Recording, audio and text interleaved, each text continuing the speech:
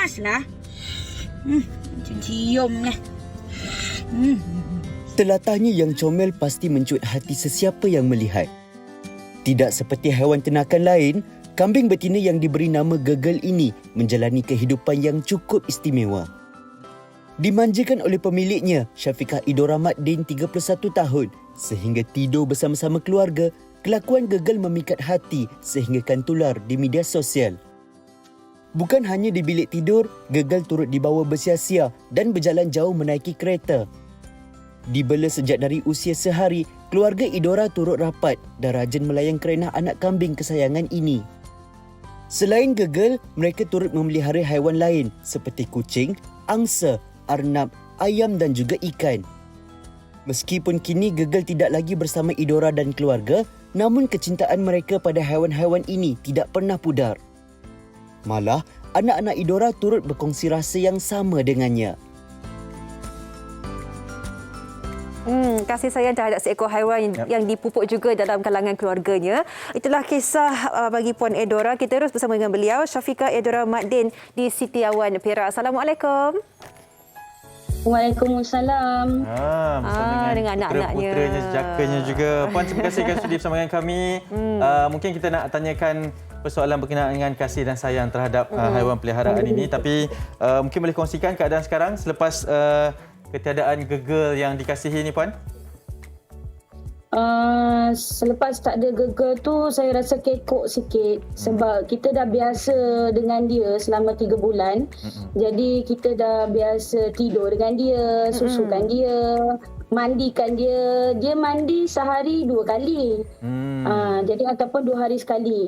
Jadi bila dia tak ada tu kami rasa rindu yang teramat sangat. Sebab dah terasa lain, sebab dah biasa kalau keluar rumah je kami bawa naik kereta. Kami tidur je memang tidur dekat sebelah. Jadi bila dia tak ada tu rasa kesunyian sangatlah.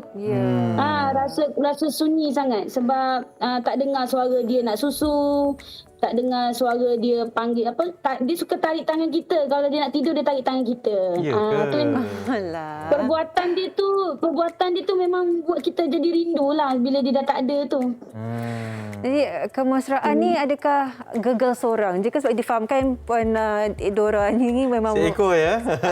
seekor Gegel ni adakah dibandingkan dengan haiwan-haiwan lain peliharaan ni sama ataupun macam mana? Orang kata layanan ataupun kemesraan bersama haiwan-haiwan peliharaan ni. Gegel ni special sebab dia beranak anak saya yang ni yang sambut. Anak yang sulung ni yang sambut. Jadi masa dia beranak tu dia sambut yang dia beranak sepasang tapi yang adik dia mati dalam perut lah. Yang ada cuma Gegel. Jadi lepas dia beranak tu mak dia terus tak nak dekat dia. Saya tak pasti sebab apa. Tapi bila saya tanya dengan pakcik yang di Pasir Akar yang buat kambing, dia kata dia punya kambing pun memang ada yang terpaksa disusukan lah. Tak boleh. Yang ada mak dia tak nak dengan dia. Jadi Gegel ni adalah bagi saya dia lah yang kambing pertama yang saya bela sendiri. Macam anak. Jadi pada hari pertama tu memang dia dah susu botol dah. Sampailah umur dia 3 bulan. Itulah kami pun saksikan video-video yang sedang ditayangkan ini. Puan, okey, saya tertarik sebab Puan pun ada turut bersama dengan anak anda pada ketika ini kan. 2 orang. Pun kita boleh tengok kemesraan bersama dengan haiwan-haiwan peliharaan yang lain juga. Bagaimana sebenarnya menimbulkan rasa kasih dan sayang tu? Sebab kalau suami saya tahulah mesti memahamilah kan. Tapi dengan anak-anak ni juga, macam mana Puan terapkan rasa kasih sayang pada haiwan peliharaan, bahawa kita pun kena layan mereka ni sama juga dengan kasih sayangnya, Puan? Saya ni memang dah pecinta haiwan daripada kecil lagi. Sebab mak saya pun suka dengan kucing-kucing, suka dengan haiwan lah. Cumanya bila kita dah terbiasa dengan haiwan-haiwan ni, bila kita ada anak ni, kita pun dah biasakan diorang dengan haiwan-haiwan ni lah. Jadi dah ajar daripada kecil diorang ni untuk jaga kebajikan haiwan tu bersama. Maksudnya daripada segi makan, daripada segi najis. Jadi bila kita dah biasakan diorang, kadang-kadang kita pergi ke pasar-pasar jumpa kucing kan, ataupun kita pergi ke kedai makan, kita jumpa kucing, kita terapkan. Maksudnya kita ajar dia, yang ni kita kena sayang, ini haiwan kesayangan Nabi, jadi kita kena bagi makan. Kita ajar dia sikit-sikit, lama-lama dia orang pun jadi suka. Yang kecil ni lah dia selalu kutip kucing. Kalau pergi kedai makan ke, pergi rumah orang ke, pergi pasar, dia main kucing, dia mesti bawa balik. Itulah kadang-kadang susah juga dia ni. Ikutlah ibunya. Oh, peluk angsa macam tu je ya. Okey. Puan, kita nak tahu jugalah. Haiwan yang saya beli tu punya memang jinak-jinak. Maknanya haiwan yang orang tak boleh jinakkan, kita boleh jinak. Maksudnya saya tak jinakkan sangat, tapi tak tahu mungkin haiwan pun dia boleh rasakan kasih sayang tu. Jadi dia orang sendiri pun tu. Angsa tu lah yang paling susah nak jinak tu. Itulah betul lah. Kalau saya lari dulu. Dia liar kot sikit kan. Okay, Puan, mesti ramai yang tertanya kan dengan banyak jenis haiwan yang dipelihara, dengan kasih sayang itu memang sudah tentunya diberi, tapi daripada segi kosnya ataupun nak menjaga kesihatan setiap spesies haiwan yang berbeza ni, adakah satu perkara yang perlu kita pelajari juga, cabaran tak untuk Puan?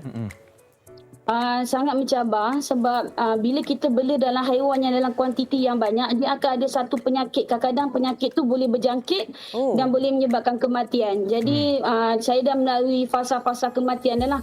Kucing pernah bila kena penyakit parvo, bila seekor kena, dia akan berjangkit dengan 5-6 ekor dan 5-6 ekor akan mati dalam masa 1 minggu. Jadi masa tu emosi tu yang agak terganggu jugalah sebab benda yang kita dah sayang macam anak sendiri. Pergi dalam keadaan sakit, kita bawa klinik patah balik, kos tu pun agak tinggi lah. Jadi banyakkan kucing sekarang ni saya dah vaksin.